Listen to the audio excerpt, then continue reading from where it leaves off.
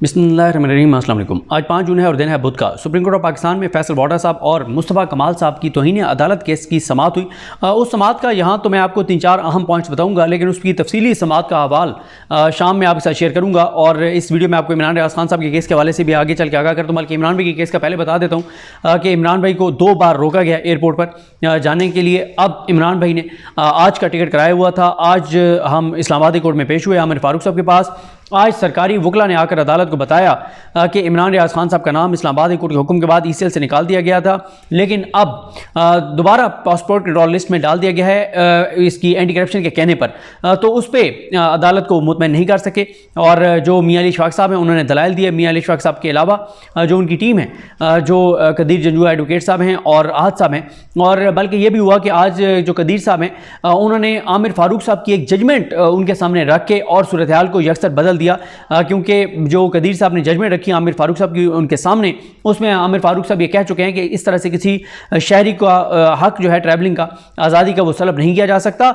और ये नहीं हो सकता कि नैब, FIA, कोई भी इदारा लिख के भेजे कि इसके नाम स्टॉप लिस्ट में डाल दें, तो आप बगैर एप्लीकेशन ऑफ माइंड के, बगैर अपने जहन का इस्तेमाल किए, बगैर खुद उसको इंडिपेंडेंटली देखे आप उनकी बात पर अमल कर दें। और ये भी कहा आमिर फारूक साहब ने कि ये नहीं हो सकता कि पाकिस्तान के अंदर लाखों क्रिमिनल केसेस हैं तो आप सबके नाम जो है वो स्टॉप लिस्ट पर डाल दें, इसकी कोई वजह होनी चाहिए। बाकी उन्होंने इमरान रियाज खान साहब से और उनके वकीलों से पूछा, वकला से पूछा कि आपके वाले से इनको खदशा है कि आप वापस नहीं आएंगे। उस पर मियां अली इशफाक साहब ने अदालत को बताया कि इमरान रियाज खान साहब जो हैं उन पर जो है वो 35 केसेस थे और इस दौरान बल्कि 35 से ज़्यादा केसेस थे।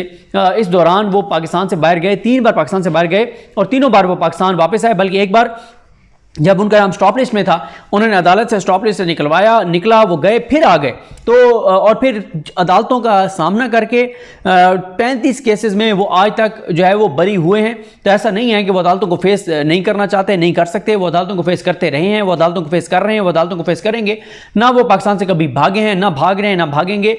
तो ये बात बड़ी क्लैरिटी के साथ अदालत को बता दी गई है। वैसे बहुत ज़्यादा कोशिश की जा रही है कि इमरान रियाज खान साहब को हज से रोक दिया जाए। इंतहाई अफसोस होता है, दुख होता है कि कैसी हम इस्लामी जमहूरिया पाकिस्तान है, कैसी हमारी रियासत है जो अपने एक मुसलमान शहरी जिसको जो फ़र्ज़ को हज को फ़र्ज समझ के उस फ़र्ज़ को निभाना चाहता है, जो दीन की शर्त है, जो इस्लाम का हुक्म है, इस्लाम के हुक्म दीन की शर्त, उसको पूरा करने से इस्लामी एक इतना बड़ा एक इस्लाम का रुकन, हज जैसा रुकन, उसको पूरा करने से इमरान रियाज खान साहब को रोका जा रहा है और बहुत हाथ पाँव मारे जा रहे हैं और पूरी कहा जा रहा है कि हम किसी सूरत में इमरान रियाज खान को हज पर नहीं जाने देंगे। इंतहाई अफसोसनाक है, इंतहाई तकलीफ देह है। और जो ये कर रहा है, और मरियम नवाज की पंजाब हुकूमत ने भी तौसीक की है, एंटी करप्शन ने उनको लिख के भेजा होम डिपार्टमेंट को, उन्होंने भी कहा जी बिल्कुल आप इनका नाम स्टॉप लिस्ट में डालें। यानी मरियम नवाज की पंजाब हुकूमत भी उस फहरिस्त में शामिल है जो इमरान रियाज खान साहब को हज पर जाने से रोकना चाहते हैं। तो इन लोगों को शर्म आनी चाहिए। इससे घटिया, गलीज, नीच, और मैं अब क्या लफ्ज़ इस्तेमाल करूँ इससे ज़्यादा, कि आप एक मुसलमान को हज जैसी फ्री से रोक रहे हैं। मैं तो मुसलसल आवाज़ उठा रहा हूँ कि हमारे उलमाए कराम को इस पर बात करनी चाहिए कि उन हुक्मरानों के लिए, उन लोगों के लिए जो जहाँ बैठा है, चाहे वो FI में बैठा है, जहाँ बैठे हैं, जो बज़ाहिर सारे जो कर रहे हैं एंटी करप्शन है, ये सारे सुहेल ज़फ़र चट्टा और ये सारे जो हज से रोक रहे हैं एक मुसलमान को, इनके बारे में दीन, इस्लाम, शरीयत क्या कहती है और इनका अंजाम इंशाअल्लाह वहाँ पे ऊपर अल्लाह की बारगाह में तो जो होगा वो बड़ा सख्त होगा। लेकिन पाकिस्तान की अदालतें क्या करती हैं इस वाले से देखते हैं। आमिर फारूक साहब ने फैसला महफूज किया हुआ है और इमरान रियाज खान साहब की ट्रैवलिंग हिस्ट्री सारी अदालत के सामने पेश कर दी गई है। और समाअत के अख्ताम जब सारे केस की समाअत कर लिया आमिर फारूक साहब ने, एक बार फिर हुकूमती वकला से पूछा गया कि कोई एक फैसला पाकिस्तान की, पूरे पाकिस्तान की अदालतों का कोई एक फैसला बता दें जो आप अपनी दलील के हक में लेके आएँ, लेकिन वो नहीं दे सके। खैर आगे चलते हैं। आज सुप्रीम कोर्ट ऑफ पाकिस्तान में फैसल वाडा साहब और मुस्तफ़ा कमाल साहब ने तौहीन अदालत की है मुबैना तौर पर, उस पर आज जो है वो समाअत थी और उसमें मुबैना तो नहीं कह सकते, बादू नज़र में कह सकते हैं क्योंकि उनको शोकॉज नोटिस जारी हुए। तो मुस्तफ़ा कमाल साहब जो हैं उन्होंने तो माफ़ी मांग ली और उनके जो वकील हैं फ़रोग़ नसीम साहब, वो उनके साथ पेश हुए। और मैंने फ़रोग़ नसीम साहब के साथ काजी फ़ायज़ साहब का जो प्यार मोहब्बत का रवैया देखा है, बड़ा धीमा, वो किसी और वकील के साथ आज तक काजी साहब का नहीं रहा। हालांकि यही जो फ़रोग़ नसीम साहब हैं, काजी फ़ायज़ साहब की, इनके साथ हमने सबसे बड़ा तसादुम जो देखा किसी वकील के साथ काजी फ़ायज़ साहब का, वो फ़रोग़ नसीम साहब थे। लेकिन क्योंकि उस वक्त शायद फ़रोग नसीम साहब क्योंकि तहरीक इंसाफ के साथ खड़े थे, तो उस वक्त काजी साहब उनको बहुत अटैक किए उन्होंने, काजी फैसल साहब ने फ़रोग नसीम साहब पर। फ़रोग नसीम साहब ने उनके हवाले से आर्गूमेंट्स किए और बात की उनके प्रॉपर्टीज़ के हवाले से।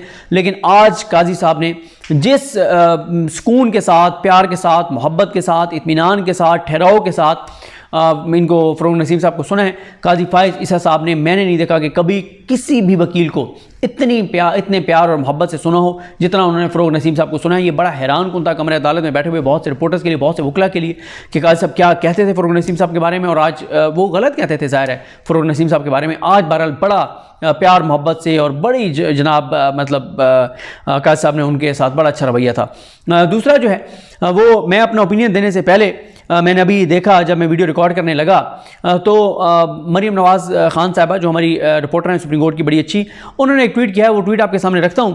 और इस ट्वीट से पहले चले एक बात और बता दूं कि आज फैसल वाडा साहब जो हैं उन्होंने चीफ जस्टिस पाकिस्तान की आंखों में आंखें डाल के खड़े रहे, रोस्टर पर खड़े रहे, 1.5 घंटे खड़े रहे और फैसल वाडा साहब को 5 बार काजी फाइज साहब ने मौका दिया कि किसी तरह से फैसल वाडा साहब माफ़ी मांग लें, और एक उनके पांव पे हाथ नहीं लगाए गए, बाकी हर तरह से उनको इशारा किया गया, रिक्वेस्ट की गई, मिन्नत किया गया, तरला किया गया, सब कुछ करके देखा गया। लेकिन क्रेडिट देना चाहिए फैसल वाडा साहब को कि वो डटे रहे। उन्होंने डंके की चोट पे कहा है कि माफ़ी नहीं मांगता, आंखों में आंखें डाल के कहा कि माफ़ी नहीं मांगता। इससे फैसल वाडा साहब तो एक ताकतवर शख्सियत बन के सामने आए हैं और सुप्रीम कोर्ट बेबस हमें नजर आई, जजेस बेबस नजर आए और फैसल वाडा साहब के हवाले से कोई सख्त ऑब्जर्वेशन नहीं आई। अब मरीम नवाज खान साहबा का ट्वीट देखें, वो कहती हैं कि सुप्रीम कोर्ट में फैसल वाडा के खिलाफ तौहीन अदालत केस की समाअत 1 घंटा 20 मिनट की जारी रही। 1 घंटा 20 मिनट की समाअत में सब हुआ, बस वाडा की जेर समाअत तौहीन अमेज प्रेस कॉन्फ्रेंस का जिक्र ना हुआ। आगे वो कहती हैं कि समाअत का 7 नुकाती खुलासा।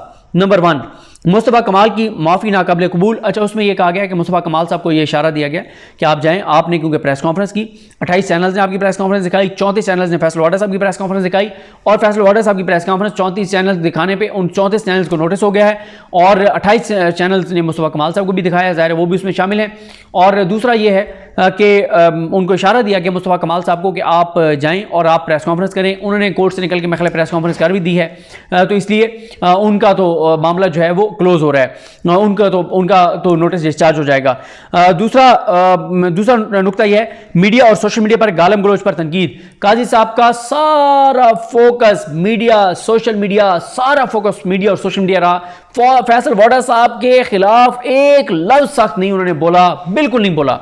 तीसरा पॉइंट, फैसलों पर तनकीद करने वालों को जवाब। काजी साहब ने अपने फैसलों पर तनकीद करने वालों को बिल्कुल जवाब दिया है, काजी साहब पे जो तनकीद किया तो उनको जवाब दिया। चौथा पॉइंट, कुरान और सुन्नत के गीबत से मुतालिक हवाले। और यहाँ पे ये भी बता दूं कि आज हाफिज़ साहब की बड़ी ज़बरदस्त इंटरव्यू, एक वकील हैं हाफिज़ साहब, उनको बुलाया गया, उनको कहा गया कि कुरानी आयत एक बताई गई काजी साहब की जानिब से, एक सूरत की कुरान मजीद की एक सूरत की आयत नंबर 11 और 12। उन्होंने कहा ऐसा तो नहीं हो सकता कि मैं इस तरह से, मुझे वो नंबर उनका उसका याद नहीं है उस आयत का कि उस नंबर पर कौन सी आयत है। और कहा गया कि फिर उन्होंने कहा जी मैं कुरान मजीद से देख के बता सकता हूँ। फिर वो मोबाइल बाहर से लेके आए, क्योंकि मोबाइल जमा हो जाते हैं, मोबाइल लेके आए, मोबाइल से उन्होंने कुरान मजीद की वो आयत पढ़ी, जिस आयत का, क्योंकि पहले एक और वो आयत पढ़ रहे थे, तो उस पर फ़ौरन बोले जस्टिस इरफान सादत खान साहब, उन्होंने कहा ये आयत जो आप पढ़ रहे हैं ये तो मियाँ और बीवी के बारे में है कि मियाँ बीवी एक दूसरे के लिबास होते हैं, और उन्होंने कहा कि मियाँ और बीवी के रिश्ते और तल्लुक़ के बारे में इससे बेहतर कोई मिसाल नहीं हो सकती जो कुरान ने दी है। फिर उसके बाद उन्होंने आयत पढ़ी, तो वो उस आयत का मफ़हूम हुआ है कि किसी मुसलमान भाई की ग़ीबत करना, किसी की ग़ीबत करना मुसलमान अपने भाई की का जो है वो गोश्त खाने के मुतरादिफ है। तो ये उसका जो मफ़हूम है आपको बता रहा हूँ, एग्जैक्ट आपको तर्जमा नहीं बता रहा, मफ़हूम बता रहा हूँ। तो उस पर काजी साहब ने कहा कि ये कितनी घिन आने वाली एक मिसाल दी गई है, उस पर बात होती रही। और फिर उसके बाद 5वां नुकता, पैमरा का अदालती कार्रवाई चलाने पर पाबंदी का जिक्र। अच्छा, काजी साहब को आज याद आ गया है, जो 15-20 दिन पुरानी एक पाबंदी है, काजी साहब ने आज बड़ा भोला बन के कहा कि मैंने कहीं पढ़ा है कि पैमरा ने को पाबंदी लगा दी, अदालती रिमार्क्स नहीं चल सकते, अदालत की कार्रवाई नहीं चल सकती। उस पर काजी साहब ने लंबा चौड़ा, वो मैं जब तफसीली वीडियो करूँगा उसमें आपको बताऊँगा। फिर उसके बाद काजी साहब ने पार्लियामेंट और अदालत की जंग के हवाले से कहा नहीं, या जंग नहीं होनी चाहिए, अमन होना चाहिए, ये उन्होंने मरीम नवाज़ खान ने लिखा है। और 7वां जो है वो फैसल वाडा की तौहीन अदालत का सारा मलबा मीडिया चैनल्स पे डाल दिया है कि चैनल्स ने दिखाया कि मैं फैसल वाडा के खिलाफ कोई रिमार्क्स नहीं थे और फैसल वाडा बहुत कॉन्फिडेंट थे। आज फैसल वाडा साहब के साथ इज़हार यकजहती के लिए 35 से 40 अरकान असम्बली और सेनेटर्स आए हुए थे और उनके नाम भी नोट हो रहे थे कौन कौन आया हुआ है। किसी को बाहर जाने की इजाज़त नहीं थी। चंद एक जो हैं वो शर्मिंदा थे, सर झुका के बैठे थे, नज़रें झुकी हुई थी, बहुत शर्मसार थे कि ऐसे जैसे किसी को वो कहते हैं ना कि अंधे को माँ मस्जिद में बिठा जाए, जैसे इस तरह से जो है वो बैठे हुए थे। और बाकी जो है अक्सरियत जो है वो बड़े डट के बैठे हुए थे, खुश थे और वो चाह रहे थे कि हमारा चेहरा सारे देखें और रिपोर्ट करें टीवी चैनल्स पे हर जगह कि हम आए हैं, ताकि हर जगह पता चले कि हम फैसल वाडा साहब के लिए आए हैं। और उनके सारों के नाम भी नोट हो रहे थे कि अब पता नहीं वो जो नोट कर रहे थे वो कोई मीडिया के हमारे कोई ज़ाहिर है मीडिया के बहुत से लोग आते हैं, कईयों को हम नहीं भी जान रहे होते, तो कोई मीडिया का कोई हमारा साथी था, कुलीग था, जो इसलिए नाम नोट कर रहा था कि ताकि वो रिपोर्ट कर सके, या कोई और नाम नोट कर रहा था कि वो आगे बताया जा सके कौन आया कौन नहीं आया, ताकि उनकी हाज़िरी जो है वो लगाई जा सके। तो ये सबसे बड़ी आज की खबर यही है कि फैसल वाडा ने माफ़ी मांगने से इनकार कर दिया। काजी साहब ने जो है वो बहुत उनको मौका दिया, उनके वकील भी उनको समझाते रहे, लेकिन फैसल वाडा साहब ने काजी फाइज ईसा साहब की आंखों में आंखें डाल के जो है वो इनकार किया है। और इसमें यह भी आपको बता दूं कि चीफ जस्टिस पाकिस्तान जस्टिस काजी फाइज ईसा साहब के लिए एक मुश्किल सूरत हाल है कि एक तरफ उनके ब्रदर जजेस का मामला है जिनको अटैक किया गया है, अदलिया की इज्जत का मामला है, दूसरी तरफ वो फैसल वाडा के लिए नरम गोशा भी रखते हैं, वो बिल्कुल फैसल वाडा को कोई किसी तरह की सज़ा नहीं देना चाहते। और शायद उसकी वजह यह है कि काजी साहब अरकान असम्बली के हवाले से उनका एक पॉइंट ऑफ व्यू है कि उनको इस तरह से तौहीन अदालत में सज़ा नहीं देनी चाहिए, तो शायद ये वजह है। लेकिन काजी साहब जो है वो मुश्किल एक सूरत हाल का उनको सामने है। फैसल वाडा बिल्कुल माफ़ी नहीं मांग रहे, आंखों में आंखें डाल के कह रहे हैं कि नहीं मांगता माफ़ी, जो करना है कर लो, और वो अपने मौक़िफ़ पे कायम है, एक इंच पीछे नहीं हटे। और काजी साहब जो है वो जो रूटीन में उनकी गरज बरस होती है और गुस्सा होता है बरहमी, ऐसा कुछ भी नहीं था फैसल वाडा साहब के ख़िलाफ़। और काजी साहब बड़े धीमे, बड़े मतलब एक मौके पे तो लगा कि सुप्रीम कोर्ट माफ़ी मांग लेगी फैसल वाडा साहब से कि हम आपसे माफ़ी मांगते हैं, हमने आपको तलब किया, आपको बुलाया, आज शायद आप जल्दी उठ के आना पड़ा, आपकी नींद पूरी नहीं होगी, हम बहुत माज़रत खाएँ आपसे। एक मौका तो ऐसा है कि ऐसा लगता है कि सुप्रीम कोर्ट माफ़ी मांग लेगी फैसल वाडा साहब से, यानी इस तरह के हालात थे, इस तरह की सूरत हाल थी। बहरहाल ये कुछ चीज़ें थी, मुझे अपनी दुआ में याद रखें। अल्लाह करीम हम सबका हामी नासर। अल्लाह हाफ़िज़।